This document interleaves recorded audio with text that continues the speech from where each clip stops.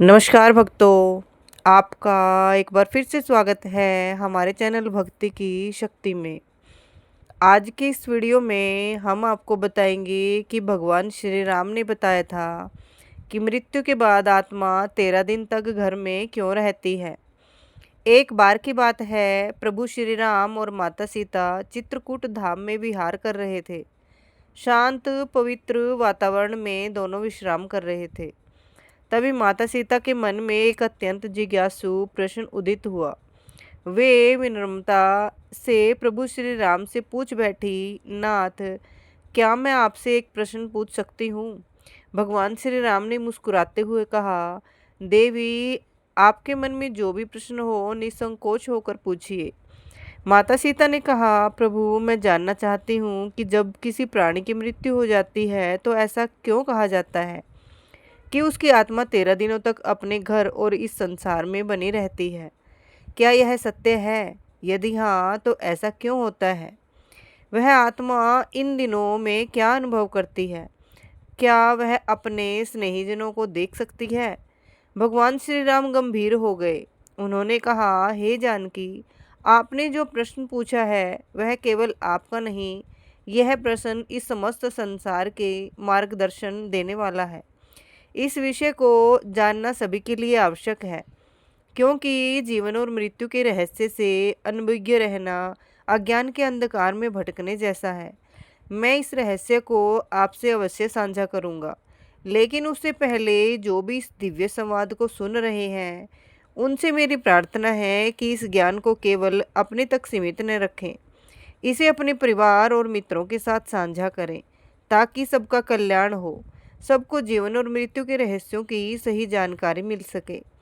कहा जाता है कि मृत्यु के 24 घंटे बाद आत्मा अपने घर वापस आती है, अपने परिवार, अपने प्रियजनों और उन स्थानों को देखने जहां उसने अपना संपूर्ण जीवन व्यतीत किया है। लेकिन क्यों? क्या उसे अपनी मृत्यु का आभास होता है? क्या वह अपने परिवार के दुख और विलाप को महसूस कर सकती है? और मृत्यु के बाद आत्मा को अपने कर्मों के फल कैसे प्राप्त होते हैं? यह रहस्य स्वयं मृत्यु के देवता यमराज ने एक बार देवऋषि नारद को बताया था।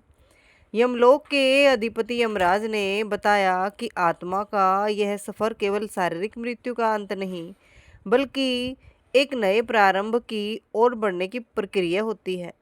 इस वीडियो में हम आपको वही कथा सुनाने जा रहे हैं जो स्वयं यमराज ने नारद जी को सुनाई थी। यह कहानी आपको मृत्यु के बाद आत्मा के अनुभवों और उसके वास्तविक सत्य को समझने में मदद करेगी। एक बार मृत्यु के देवता यमराज यमपुरी में अपने सिंहासन पर विराजमान थे। चारों ओर दिव्य प्रकाश फैला हुआ था। यमलोक के दूत अपने कार्यों में व्यस्त थे। तभी वहां देवऋषि नारद का आगमन हुआ। उनके हाथ में दिव्य वीणा थी और मुखमंडल पर तेज झलक रहा था। उन्होंने यमराज को प्रणाम किया। यमराज ने मुस्कुराते हुए उनका स्वागत किया और बोले, देवऋषि, आज आपके आगमन का क्या कारण है? मुझे खुशी है कि आप यमलोक पधारे। कहिए, कैसे आना हुआ? नारद मुनि ने विनम्रता से उत्तर दिया, धन्यवाद प्रभु। मैं पृथ्वीलोक का भ्रमण कर रहा था और वहां मैंने एक विचित्र दृश्य देखा, जिसने मेरे मन में कई प्रश्न उत्पन्न कर दिए। यमराज जिज्ञासु दृष्टि से नारद जी को देखने लगे और बोले, कौन से प्रश्न देवऋषि? कृपया बताइए, मैं आपकी जिज्ञासा अवश्य शांत करूंगा। नारद जी बोले, हे धर्मराज, जब मैं पृथ्वीलोक पर था तो मैंने देखा कि एक वृद्ध पुरुष की मृत्यु हो गई है। उसके परिवारजन और रिश्तेदार शोक में डूबे हुए हैं। वे विलाप कर रहे थे और कुछ तो विभिन्न उपाय कर रहे थे ताकि उनकी आत्मा पुनः लौट आए। इस दृश्य को देखकर मेरे मन में गहरे प्रश्न उठे। यमराज ने नारद जी की बातों को ध्यान से सुना। नारद जी आगे बोले, मृत्यु एक अटल सत्य है, लेकिन इसके बाद क्या होता है, यह रहस्य बना हुआ है। मेरे मन में दो मुख्य प्रश्न उत्पन्न हुए हैं। पहला यह है कि क्या वास्तव में मृत्यु के 24 घंटे बाद आत्मा अपने घर लौटती है? दूसरा यह है कि मृत्यु के बाद आत्मा का जो 13 दिनों का सफर बताया जाता है, क्या वह सच में होता है या ये केवल सुनी सुनाई बातें हैं?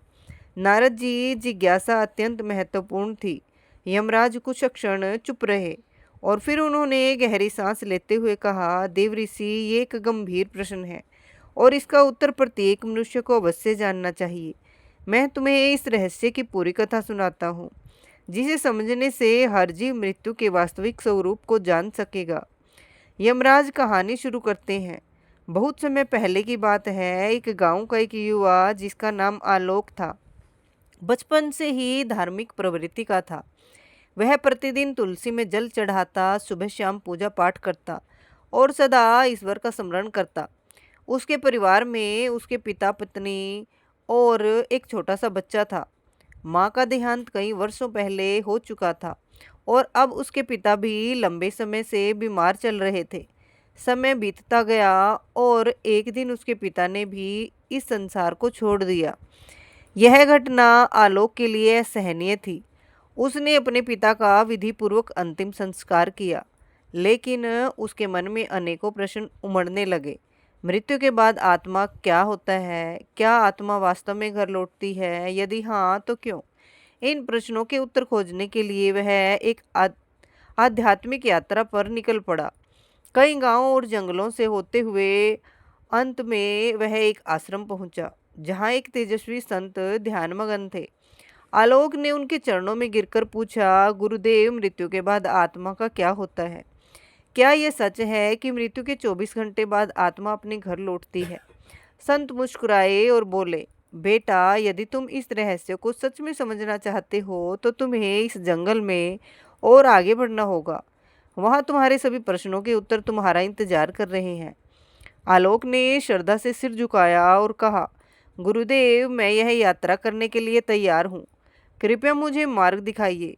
गुरुजी ने आशीर्वाद दिया और कहा, इस यात्रा में तुम्हें कई अद्भुत अनुभव होंगे। रास्ते में जो घटित होगा वही तुम्हें मृत्यु और आत्मा के रहस्यों को समझने में सहायता करेगा। आलोक गुरुजी के आदेशानुसार जंगल की ओर बढ़ चला। जैसे जैसे वह आगे बढ़ा, जंगल घना और रहस्यमय होता गया। चारों ओर अजीब अजीब आवाजें सुनाई देने लगी। कहीं उल्लू बोल रहा था तो कहीं पत्तों की सरसराहट हवा के थपकों से डरावनी प्रतीत हो रही थी। जंगल का यह भयंकर और डरावना रास्ता उसे डरा जरूर रहा था, लेकिन उसके मन में उठ रही जिज्ञासा कहीं अधिक बलवान थी। वो निडर होकर चलता गया और कुछ दूरी पर उसे एक विशाल पीपल का वृक्ष दिखाई दिया। लेकिन यह कोई साधारण वृक्ष नहीं था। उसकी शाखाएं सांपों की तरह लटक रही थी और उसकी छाल पर मानो किसी का चेहरा उमड़ आ रहा था। जैसे कि आलोक उसके पास पहुंचा, वह वृक्ष मानवीय स्वर में बोल उठा, हे मानव, ठहरो, कहाँ जा रहे हो? आलोक यह सुनकर स्तंभ रह गया। एक वृक्ष बोल रहा था, परंतु वह घबराया नहीं। उसके हाथ जोड़कर पीपल के वृक्ष को प्रणाम किया और आदर पूर्वक बोला, हे महावृक्ष, मैं यहाँ मृत्यु के रहस्यों को जानने आया हूँ। मेरे मन में कई प्रश्न हैं और मैं उनके उत्तर खोजने के लिए यह यात्रा कर रहा हूँ। कृपया मेरा मार्गदर्शन करें। पीपल के वृक्ष ने गंभीर स्वर में कहा, तुम्हारी जिज्ञासा योग्य है मानव। मैं तुम्हें मृत्यु के बाद की प्रथम अवस्था के बारे में बता सकता हूँ, लेकिन उससे पहले तुम्हें मेरी एक पहेली का उत्तर देना होगा। यदि तुम सही उत्तर दे सके तो मैं तुम्हें आगे का ज्ञान दूंगा। आलोक ने श्रद्धा से सिर झुकाया और कहा, ज्ञानी, कृपया अपनी पहेली पूछिए, मैं उत्तर देने का प्रयास करूंगा।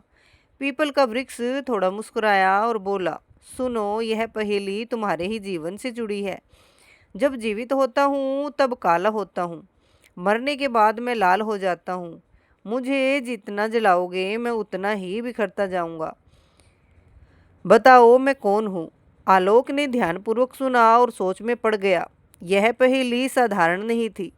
कुछ देर तक विचार करता रहा।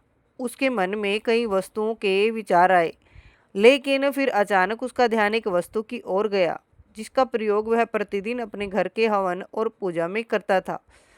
उसकी आंखों में चमक आ गई। उसने पीपल के वृक्ष की ओर देखा और आत्मविश्वास से उत्तर दिया, इसका उत्तर कोयला है। जब कोयला जीवित रहता है तो वह काला होता है, जलने के बाद वह लाल हो जाता है और धीरे धीरे बिखर कर राख में बदल जाता है। जैसे ही अरब ने यह उत्तर दिया, पीपल के वृक्ष की शाखाएं एकाएक हिलने लगी। चारों ओर हवा तेजी से बहने लगी। और वृक्ष ने स्वर को गंभीर कह करके कहा, सत्य कहा वत्स, तुमने मेरी पहेली का सही उत्तर दिया। अब मैं तुम्हें मृत्यु के बाद की प्रथम अवस्था के बारे में बताऊंगा। ध्यानपूर्वक सुनो। पीपल के वृक्ष ने आगे कहा, बेटा, जब शरीर नष्ट हो जाता है तब आत्मा एक भ्रम की स्थिति में आ जाती है। उसे समझ ही नहीं आता कि वह मुक्त हुई है या किसी बंधन में है। यह मृत्यु के बाद के पहले 24 घंटे की रहस्यमयी अवस्था होती है। आलोक ध्यान से सुन रहा था, लेकिन उसके मन में और जिज्ञासा जाग उठी। उसने हाथ जोड़कर पूछा, ज्ञानी, कृपया विस्तार से समझाइए, मृत्यु के तुरंत बाद आत्मा को क्या अनुभव होता है। पीपल ने गहरी सांस ली, मानो किसी पुरातन स्मृति को जागृत कर रहा हो, और फिर कहा, जब मृत्यु होती है तो आत्मा शरीर से अलग हो जाती है, परंतु पहले ही अक्षण में आत्मा को यह समझ नहीं आता कि अब वह देह से मुक्त हो गई है। वह स्वयं को जीवित ही मानता है। यह ठीक वैसा ही है जैसे कोई गहरी नींद में हो और अचानक नींद टूट जाए, परंतु उसे यह भान ना हो कि वह जाग चुका है। आत्मा उसी स्थिति में भटकती रहती है। आलोक ने चकित होकर पूछा, क्या आत्मा को अपना मृत शरीर दिखाई देता है? पीपल ने कहा, हाँ, बहुत बार आत्मा अपने ही मृत शरीर को देखती है। वह अपने परिवार को रोते बिलखते देखती है। वह उनसे बात करने की कोशिश करती है, उन्हें छूने का प्रयास करती है, लेकिन कोई उसकी आवाज़ नहीं सुन सकता, कोई उसके स्पर्श को महसूस नहीं कर सकता। यह आत्मा के लिए सबसे बड़ा भ्रम और पीड़ा का क्षण होता है। इन पहले कुछ घंटों में आत्मा का सबसे अधिक मोह अपने घर परिवार से रहता है। वह अपने प्रियजनों के आसपास ही घूमती रहती है। कई आत्माएं घर में ही रुकी रहती हैं, अपने परिवार के लोगों को देखती हैं, लेकिन वे कुछ कर नहीं पाती। कभी कभी आत्मा को यह आभास भी होता है कि वह अभी भी जीवित है। उसे भूख लगती है, प्यास लगती है, लेकिन जब वह भोजन की ओर बढ़ती है तो पाती है कि वह खा नहीं सकती। जब वह अपने प्रियजनों को गले लगाने का प्रयास करती है तो पाती है कि वे उसे महसूस नहीं कर सकते। यह स्थिति आत्मा के लिए सबसे अधिक कष्टदायक होती है। आलोक की आंखों में विस्मय और करुणा दोनों झलक उठे। उसने पूछा, क्या आत्मा को अपने कर्मों का आभास होने लगता है?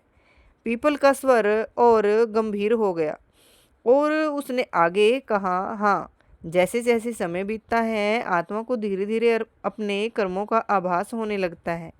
यदि उसके जीवन में अच्छे कर्म थे तो उसे भीतर से शांति अनुभव होती है, लेकिन यदि उसने बुरे कर्म किए हैं, किसी का दिल दुखाया है, अधर्म किया हो, तो वह पीड़ा से भर उठती है। उसे अपने ही पापों का बोझ महसूस होने लगता है। कई आत्माएं इतनी अशांत होती हैं कि वे घर के भीतर ही अटक जाती हैं और उनका शरीर जलाया जाता है, तब भी वे भटकती रहती हैं। इसलिए शास्त्रों में कहा गया है कि मृत्यु के तुरंत बाद गीता का पाठ करना चाहिए, आत्मा के लिए प्रार्थना करनी चाहिए, ताकि वह अपने मोह को त्याग कर आगे की यात्रा पर बढ़ सके। 24 घंटे के भीतर आत्मा को धीरे धीरे यह समझ आने लगता है कि वह अब इस संसार में नहीं रही, लेकिन तब तक उसका मोल इतना अधिक बढ़ जाता है कि वह अपने घर वापस लौटती है। यही कारण है कि हिंदू धर्म में मृत्यु के अगले दिन घर में विशेष पूजा की जाती है। आत्मा के लिए पिंडदान किया जाता है ताकि वह शांति से अपनी आगे की यात्रा पर जा सके। पीपल ने अपनी बात समाप्त की और कुछ क्षणों के लिए मौन हो गया। आलोक पूरी तरह स्तब्ध था। उसे अब समझ आ रहा था कि मृत्यु केवल एक अंत नहीं, बल्कि एक नई यात्रा की शुरुआत होती है। उसने आदरपूर्वक पीपल को प्रणाम किया और कहा, ज्ञानी, आपने जो ज्ञान दिया वह मेरे लिए अमूल्य है। अब मैं जानना चाहता हूँ कि मृत्यु के बाद आत्मा की आगे की यात्रा कैसी होती है।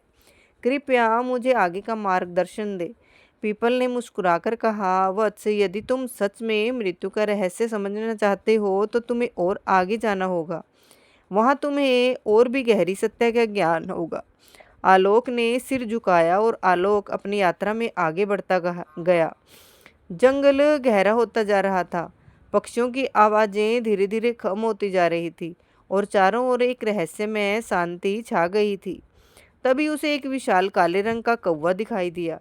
वो कौवा आम पक्षियों से कहीं बड़ा और अद्भुत था। उसकी आंखें जलती हुई अंगारों जैसी प्रतीत हो रही थी और उसके पंखों से एक दिव्य आभा निकल रही थी। आलोक कौवे के पास गया और हाथ जोड़कर प्रणाम किया। कौवा अपनी भारी और गंभीर आवाज में बोला, वत्स, तुम कौन हो और इस गहरे जंगल में क्या कर रहे हो? आलोक ने सिर झुकाकर उत्तर दिया, हे दिव्य पक्षी, मैं मृत्यु के रहस्यों को जानने के लिए इस यात्रा पर निकला हूँ। मैंने अब तक यह जाना कि मृत्यु के तुरंत बाद आत्मा भ्रमित रहती है, लेकिन मैं यह समझना चाहता हूँ कि 24 घंटे बाद आत्मा अपने घर क्यों लौटती है। सुगम ने गहरी सांस ली और कहा, मैं तुम्हें यह उत्तर दूंगा, लेकिन पहले तुम्हें मेरी एक पहेली का उत्तर देना होगा। यदि तुम इसका सही उत्तर दे सके तभी मैं तुम्हें मृत्यु के इस रहस्य का ज्ञान दूंगा। आलोक ने उत्सुकता से सिर हिलाया। पूछिए प्रभु, सुगम ने गंभीर स्वर में पूछा। हे मनुष्य, संसार में हर कोई कुछ न कुछ संजोता है, हर कोई किसी चीज से बंधा होता है। मुझे बताओ, मनुष्य के जीवन का सबसे बड़ा बंधन कौन सा है? आलोक कुछ क्षण के लिए सोच में पड़ गया। उसके मन में कई विचार आने लगे। धन, परिवार, इच्छाएं, शरीर, लेकिन कौन सा सबसे बड़ा बंधन है? कुछ देर चिंतन करने के बाद उसने उत्तर दिया, मोह। मनुष्य का सबसे बड़ा बंधन मोह है। वह अपने परिवार, धन, शरीर और भावनाओं के मोह में बंधा रहता है और यही बंधन उसे जन्म जन्मांतर तक भटकाता है। सुगम मुस्कुराया और सिर हिलाया।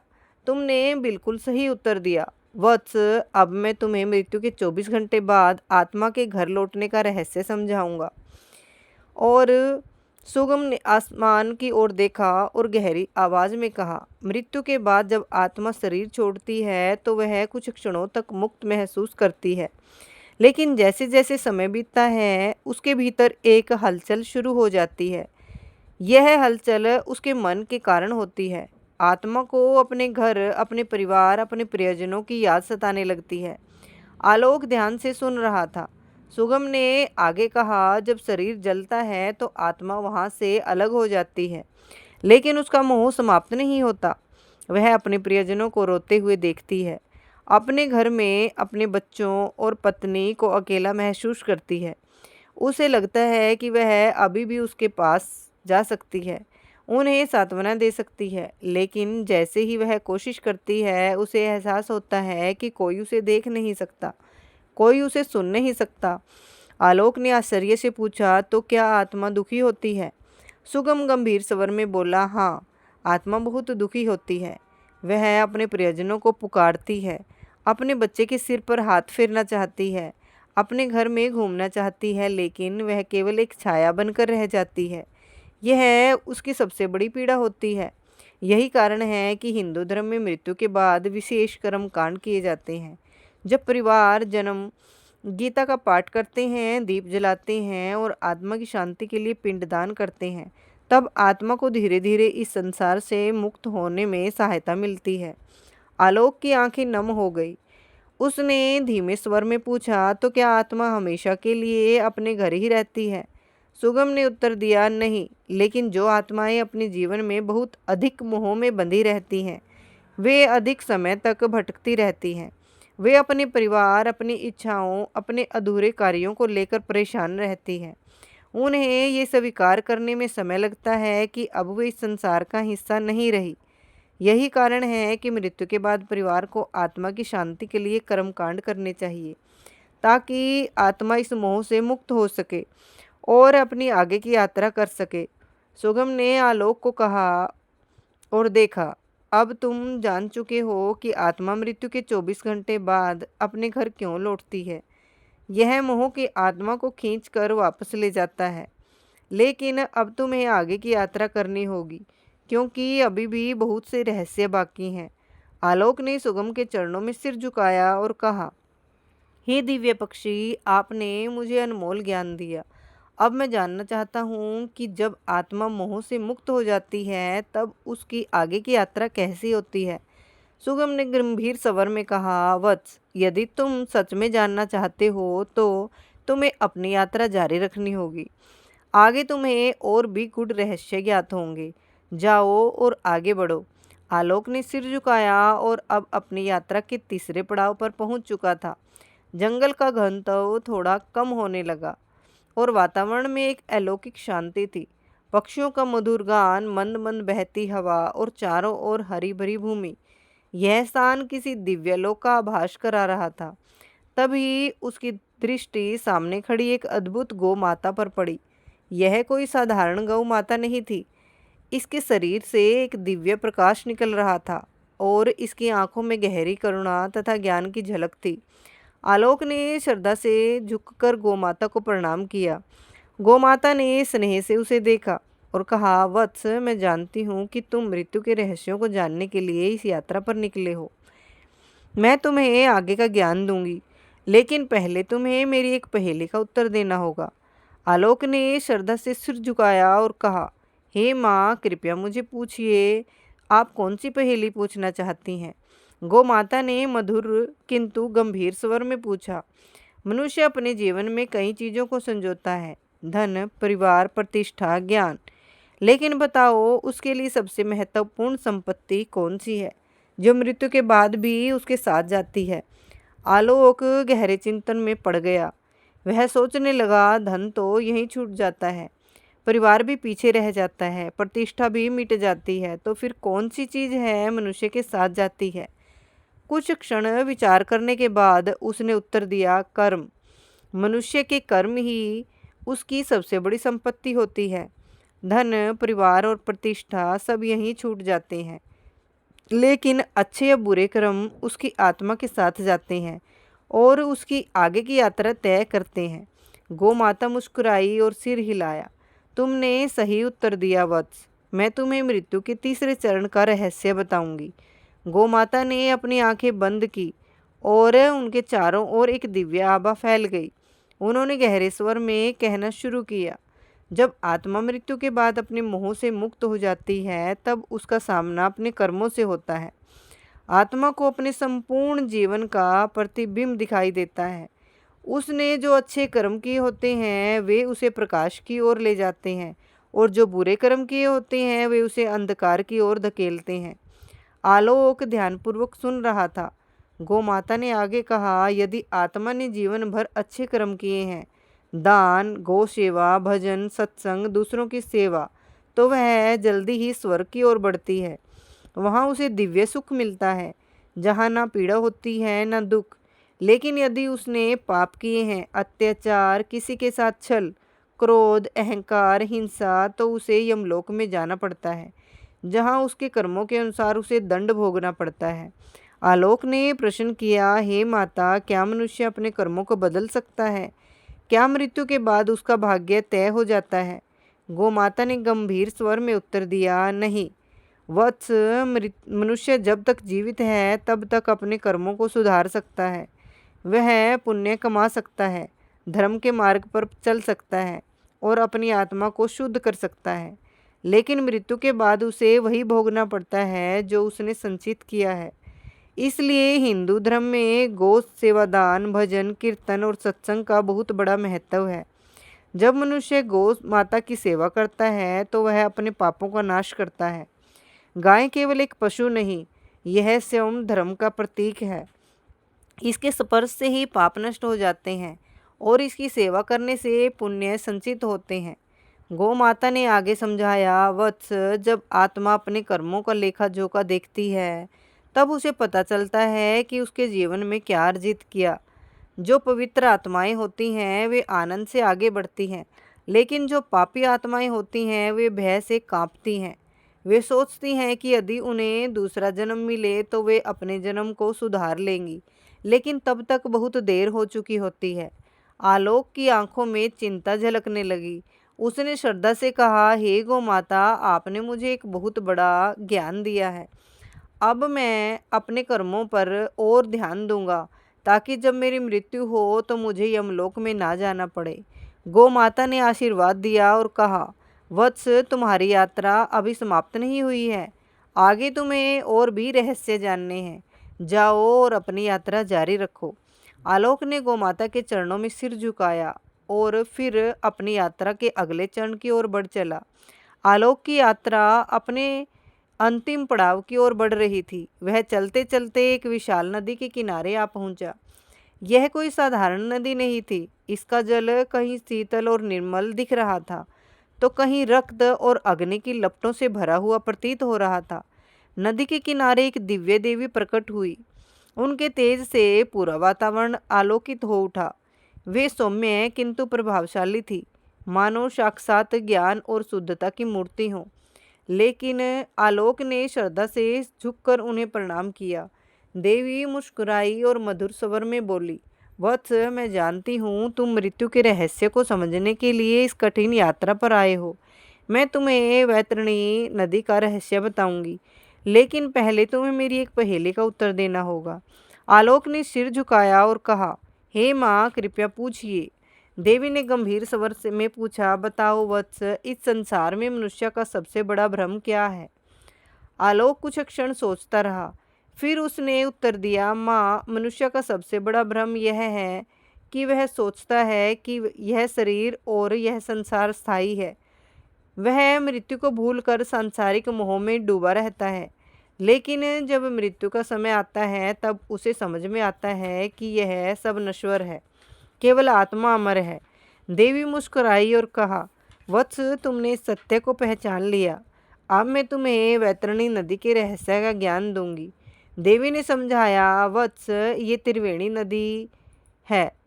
यह यमलोक और पितृक के बीच बहती है। यह आत्मा के लिए अंतिम परीक्षा होती है। जिन्होंने अपने जीवन में पुण्य किए होते हैं वे इसे आसानी से पार कर लेते हैं और स्वर्ग या मोक्ष की ओर बढ़ जाते हैं।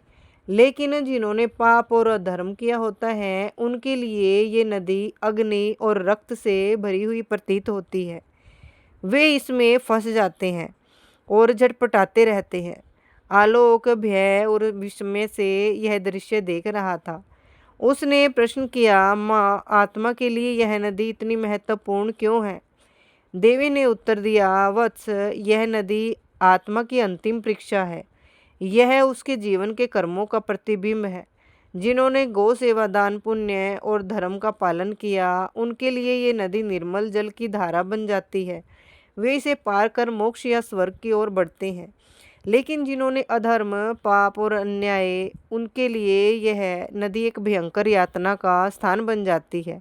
वे इसमें फंस जाते हैं और तब तक कष्ट भोगते हैं जब तक उनके पापों का नाश नहीं हो जाता। आलोक ये सुनकर गंभीर हो गया। उसने प्रश्न किया, माँ, आत्मा इस नदी को कैसे पार कर सकती है? देवी ने कोमलता से समझाया, वत्स, आत्मा केवल सच्चे ज्ञान, भक्ति और अच्छे कर्मों के आधार पर इस नदी को पार कर सकती है। जीवन में गौ सेवा, दान, धर्म, कर्म, सत्य आचरण और भक्ति करने वाले सहज ही इसे पार कर जाते हैं। विशेषकर गोदान, गाय का दान करने वाले के लिए यह नदी एक सरल मार्ग बन जाती है, क्योंकि गौ माता धर्म का प्रतीक है और जो उसकी सेवा करता है और अपने पापों को नष्ट कर सकता है। आलोक ये सुनकर चकित रह गया। उसने एक और प्रश्न किया, माँ, यदि कोई व्यक्ति जीवन में अच्छे कर्म ना करे तो क्या यह कभी इस नदी को पार नहीं कर सकता? देवी ने गंभीर स्वर में उत्तर दिया, वत्स, ब्रह्मांड कर्मों के नियम से चलता है। यदि आत्मा वैतरणी को पार कर ले तो वह स्वर्ग की ओर बढ़ती है। यदि नहीं तो यमलोक में न्याय के लिए भेजा जाता है, जहाँ उसके कर्मों का हिसाब होता है। जो आत्माएं इसे पार नहीं कर पाती वे भटकती रहती हैं। वे पुनर्जन्म के चक्कर में फंस जाती हैं और कई जन्मों तक कष्ट सहती हैं। आलोक की आंख खुल चुकी थी। उसने देवी को प्रणाम किया और कहा, हे माँ, आपने मुझे सत्य का ज्ञान दिया। अब मैं अपने जीवन की ओर भी पवित्र बनाऊंगा ताकि मेरी आत्मा मृत्यु के बाद सही मार्ग पर चल सके। देवी ने आशीर्वाद दिया और कहा, वत्स, तुम्हारी यात्रा पूरी हुई। जाओ और इस ज्ञान को संसार तक पहुंचाओ ताकि लोग मृत्यु से पहले जीवन को समझ सकें। आलोक ने फिर से प्रणाम किया और उस दिव्य ज्ञान को हृदय में समेट कर लौट पड़ा। तो यमराज ने नारद जी को इस तरह से आत्मा के 13 दिनों के रहस्य की संपूर्ण कथा सुनाई। उन्होंने बताया कि कैसे आत्मा मृत्यु के बाद अपने घर लौटती है, कैसे वह अपने कर्मों के अनुसार आगे बढ़ती है और किन किन अवस्थाओं से गुजरती है। यमराज के वचन सुनकर नारद जी के सभी संदेह दूर हो गए। नारद जी ने हाथ जोड़कर कहा, आपकी ये दिव्य कथा सुनकर मेरे सभी प्रश्नों के उत्तर मिल गए हैं। अब मुझे स्पष्ट हो गया है कि मृत्यु के बाद आत्मा किस प्रकार अपनी यात्रा पूरी करती है। मैं इस सत्य का प्रचार प्रसार करूंगा ताकि अधिक से अधिक लोग इस गूढ़ ज्ञान को समझ सकें और धर्म के मार्ग पर चल सकें। यमराज ने नारद जी को आशीर्वाद दिया और कहा, देव ऋषि, यदि मनुष्य इस सत्य को समझकर जीवन व्यतीत करे तो वे मोह माया से मुक्त हो सकते हैं और सही मार्ग का अनुसरण कर सकते हैं। जाओ, इस ज्ञान को संपूर्ण संसार में फैलाओ। प्रेम से बोलिए, जय श्री हरि विष्णु। ऐसे ही और भी रोचक और आध्यात्मिक कथाएं सुनने के लिए हमारे चैनल को सब्सक्राइब कर लें। भक्तों, आपको ये कथा कैसी लगी कृपया कमेंट करके ज़रूर बताएं। अगर आपको ये वीडियो पसंद आया हो तो वीडियो को लाइक और शेयर ज़रूर करें। धन्यवाद। राधे राधे। जय श्री कृष्णा।